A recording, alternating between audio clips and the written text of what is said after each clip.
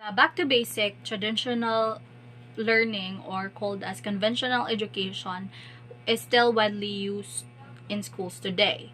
Um, this is mostly all about memorization, recitations.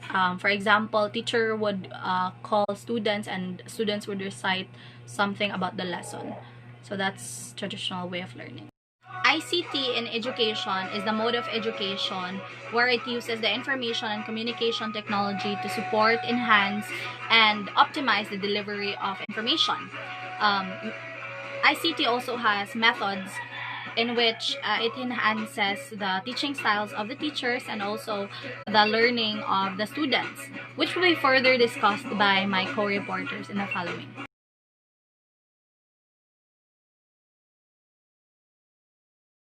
So, hello, good day. I am Nichi Cassandra Navarrete, and I'm going to discuss or report the first topic, which is the digital learning resources. So, what are digital learning resources? There are two types of digital learning resources. The first one is the digital resources. The second one is the digital learning. So, the first one is what are the digital resources? It is Digital resources can be defined as materials that have been conceived and created digitally or by converting analog materials to a digital format. The second one is digital learning. It is any type of learning that is accompanied by technology or by instructional practice that makes effective use of technology. It is encompasses the application of wide spectrum of practices including the blended and virtual learning.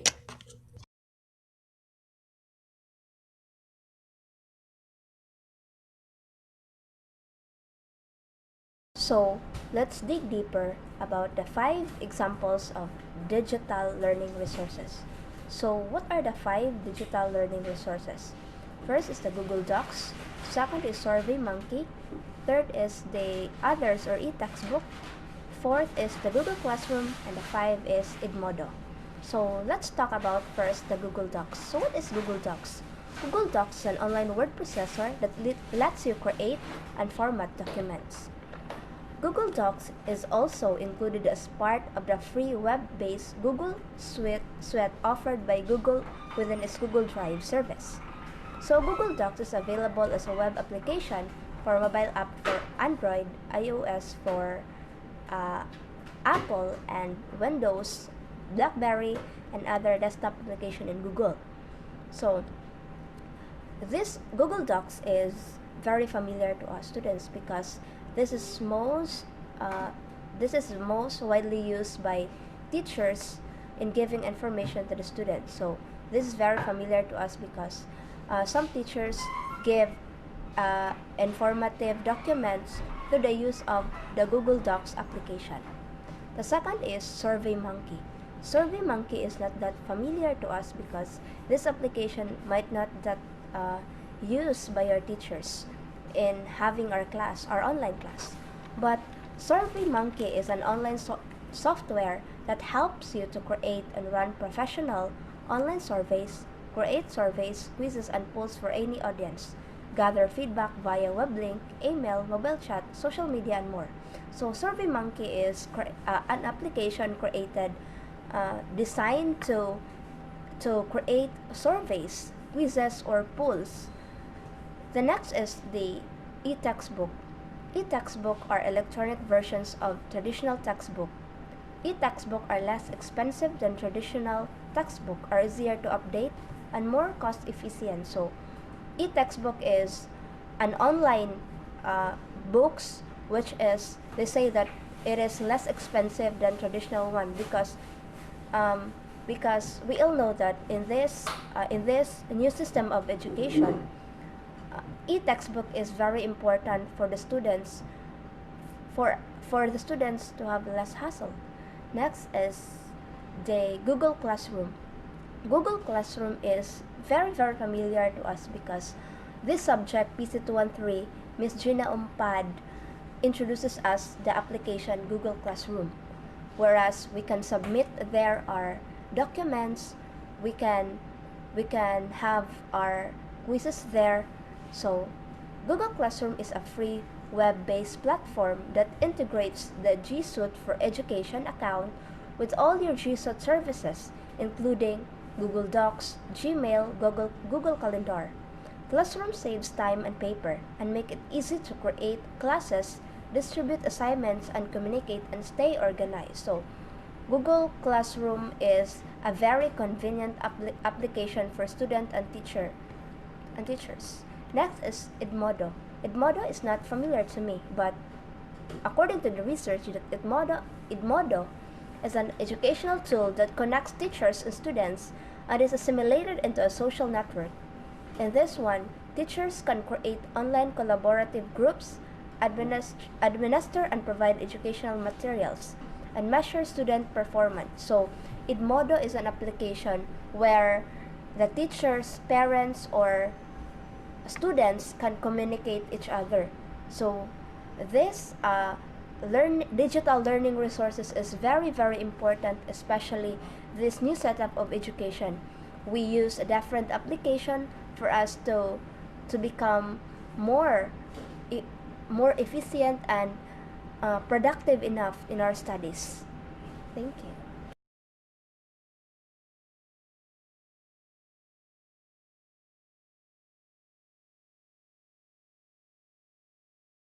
My name is Nanette Ariola. So, my topic is conventional learning resources. What is conventional methods of teaching? People, do you have an idea? So, let's proceed. This term will be used in the study to refer to the teaching using chalk and board for teachers. How about those students? Us! What are we gonna use? So, the pen and the papers for students. Rather, the teacher uses other methods such as demonstration, using examples, lecture methods, question-answer methods, among others. Learn more in technology integration in digital learning. So let's proceed to the examples.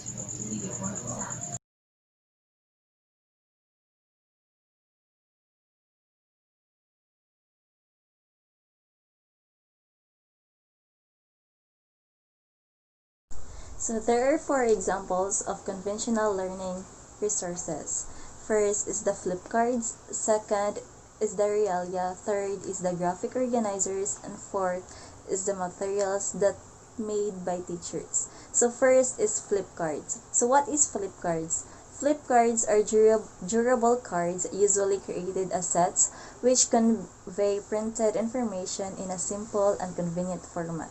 It is used most often for reference or instructional purposes. Flip cards sets may consist of just a few cards or they may compile a thick deck. In addition, flip card sets can also be bound using the spiral coil or wire binding method. This allows the flip cards to form a simple handbook with pages that turn freely and open a full 360 degrees. Next, second is Realia. So what is Realia? Realia is everyday objects such as newspapers and train tickets used in the classroom to enhance the students' learning process in the target language. These authentic materials aid the teacher in delivering the most realistic and useful lessons possible. For instance, Realia are real-life objects that enable children to make connections to their own lives as they try to make sense of new concepts and ideas. This strategy brings the perspectives central text to life for students by using everyday objects during the real aloud. So the third example is graphic organizers. Graphic organizers, it is a type of instructional material that uses any type of visual representation of information such as diagrams, charts, tables, flow charts, and graphs are all examples of graphic organizers. Moreover, graphic organizers are useful educational tools in any subject area. They help students organize their thoughts and ideas for answering questions, function as a pre-writing tool for essays, and provide a visual display of information. So the last example is teaching resources and materials made by teachers. It is any collection of materials including animate and inanimate objects and human and non-human resources that a teacher personally made and uses in teaching and learning situations to help achieve delivered learning objects or the desired learning objects of the students. So for examples is one of the example of this is the visual aid that made by teachers.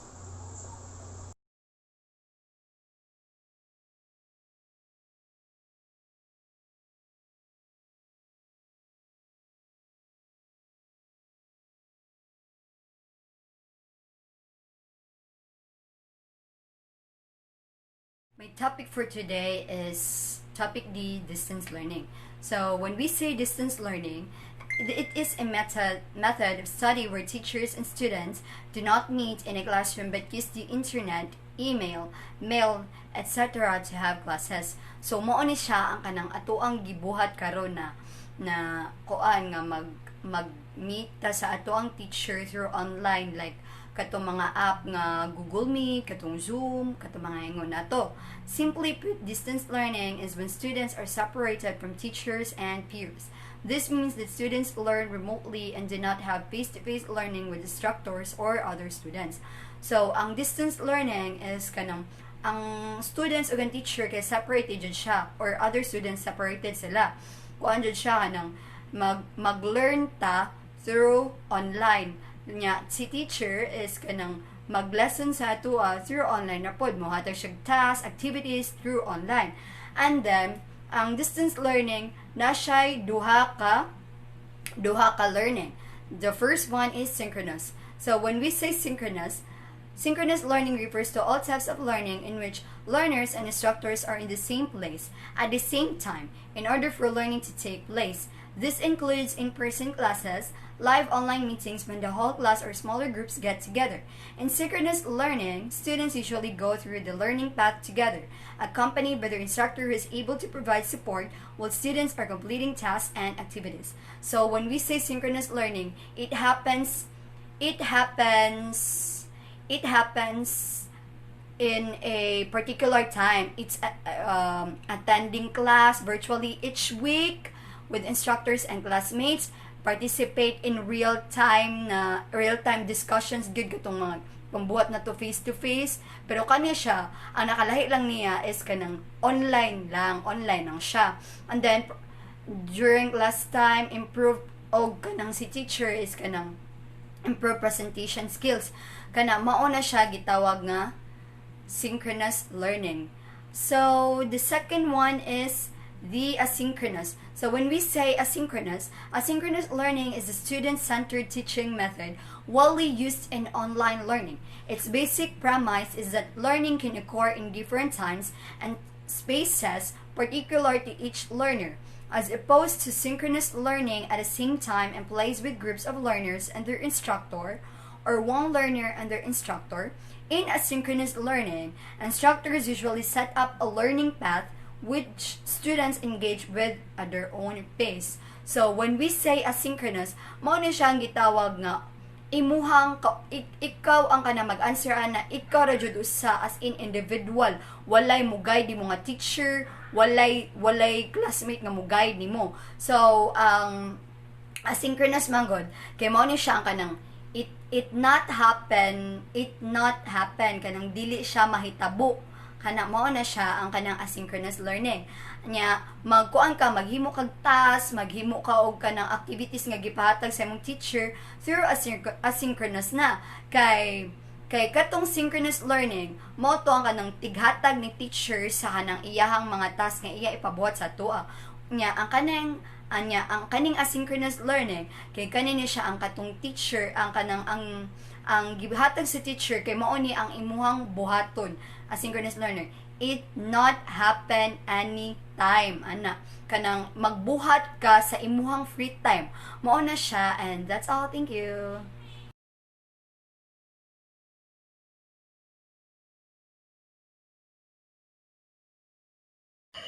So, My topic is about the advantages and disadvantages in conventional learning resources. Let's talk first on the advantages.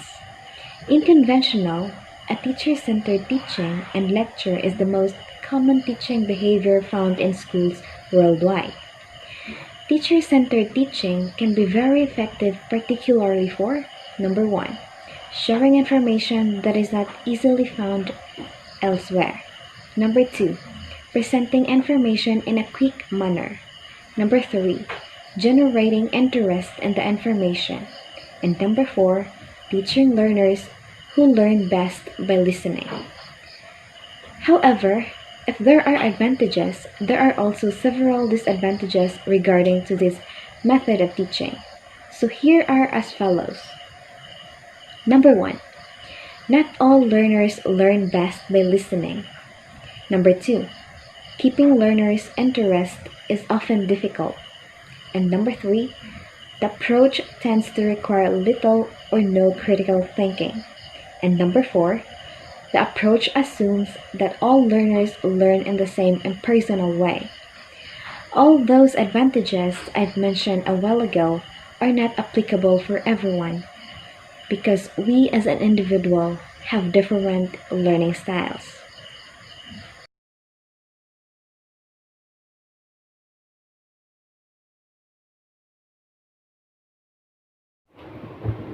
Hello, good afternoon, everyone. So now we have an idea of what is digital learning and what are those digital learning resources are. Now let us proceed to their advantages and disadvantages. And I think that all of us will probably agree if I say that this digital learning is very beneficial, especially now that we can't have face-to-face classes because it enables us to continue the learning. We can also access those resources whenever and wherever we are. And because we are just staying at our own houses right now because of the pandemic, we can have the guidance of our parents in learning. And we can train ourselves to be independent learners. However, of course, everything has its own downside, right? So the problem with this digital learning is that not all the students or not all the learners have gadgets that can access the resources for them to continue learning. And the scheduling and the managing of classes here in digital learning is very difficult, as well as the control of the cheating whenever we have an examination or activities. And of course, the slow internet connection that we all suffered from. That is a very big problem. So I think those are the advantages and the disadvantages of digital learning. Thank you.